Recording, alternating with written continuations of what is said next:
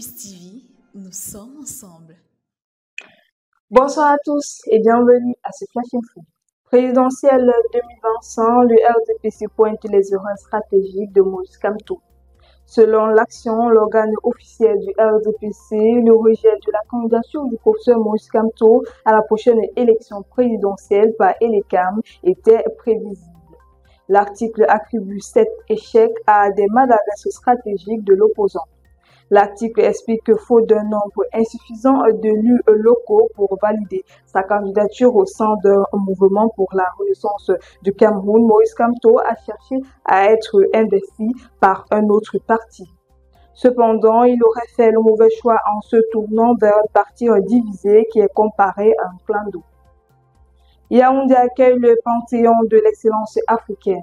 Le Cameroun se prépare à vibrer au rythme de l'excellence panafricaine ce vendredi 8 août 2025 à l'hôtel Hilton de Yaoundé.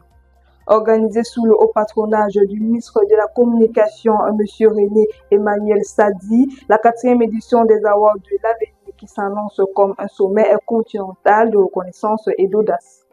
Plusieurs personnalités exceptionnelles venues de plus de 20 pays seront distinguées pour leur impact de créativité et leur leadership inspirant.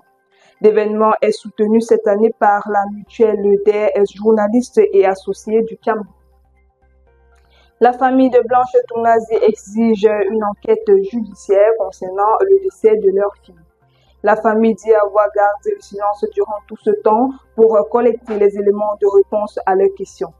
Parmi ces éléments, il ressort que la personne qui a signé le certificat de décès de la défunte ne serait pas un médecin, mais une anesthésiste qui aurait quitté depuis le mois de juin l'hôpital dans lequel l'épouse du pasteur Marcelo serait décédée.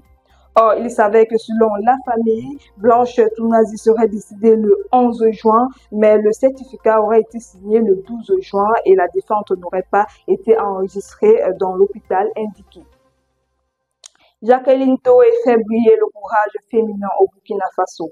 Dame Jacqueline Toé, deuxième femme commando du parachute au Burkina Faso, a fait vibrer le pays en réalisant un saut de 3000 mètres d'altitude lors de la réouverture du multistage le 4 août 2025 devant les regards émerveillés des milliers de téléspectateurs. Cette mère de famille et militaire a démontré un courage et une maîtrise admirable durant l'exécution de son saut. Elle a survolé le stade pendant près de 8 minutes, incarnant courage et admiration. Et c'est tout pour ce point d'actualité, mesdames et messieurs. Merci de nous avoir suivis et restez connectés sur les antennes de Campus TV.